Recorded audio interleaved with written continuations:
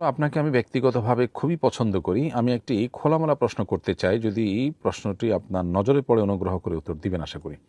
প্রশ্নটি হলো আপনার কোনো রাজনৈতিক সংশ্লিষ্টতা আসলে আছে কিনা? আলহামদুলিল্লাহ, নির্দ্বিধায় এটি আমি বলতে পারি যে আ আসন্না ফাউন্ডেশনের যে বৃহত্তর কর্মসূচি আছে এবং মহাকর্মযজ্ঞ আছে, এগুলো পরিচালনা করবার স্বার্থে আমরা ঘোষণাই দিতে হয়েছে এবং আমাদের মেমোরান্ডামে আছে এটি একটি অরাজনৈতিক প্রতিষ্ঠান, একটি অরাজনৈতিক চ্যারিটেবল প্রতিষ্ঠান। এই প্রতিষ্ঠান পরিচালনা করবার প্রয়োজনে আমরা আমাদের অরাজনৈতিক অবস্থান এটি ধরে রাখতে চেষ্টা করি এবং আমাদের যত কার্যক্রম আছে এই কার্যক্রমগুলো রাজনৈতিক চিন্তা ধারার সীমাবদ্ধ গণ্ডির বাইরে উঠে আমরা করার চেষ্টা করি। এমনকি সকল ধর্মের সকল মতের মানুষের জন্যই কল্যাণ সাধন করবার চেষ্টা আমরা করি। যদিও ধর্মীয় এবং ইসলামিক অর্গানাইজেশন হওয়ার কারণে আমরা ইসলাম এবং মুসলমানদের স্বার্থকে অগ্রাধিকার দিই, সেটা বলার অপেক্ষা রাখে না। কিন্তু বাংলাদেশের প্রচলিত যে দলীয় রাজনীতি আছে সেই দলীয় রাজনীতির কোনোটির কোনো পর্যায়ের সাথে আমি সম্পৃক্ত নই এবং এগুলোর কোনোটির সাথেই আমরা আসলে জড়িত নই।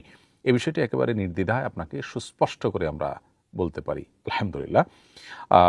যারা রাজনীতি করছেন, রাজনীতির মাধ্যমে মানুষের কল্যাণ সাধন করার চেষ্টা করছেন, তারা এই কাজের মধ্য দিয়ে তারা মানুষের সেবা করার, মানুষকে সার্ভ করার জন্য হয়তো চেষ্টা করছেন। কেউ হয়তো এর মাধ্যমে আল্লাহর সন্তুষ্টি আশা করছেন, আখিরাতের মুক্তির আশায় তিনি এটি করছেন।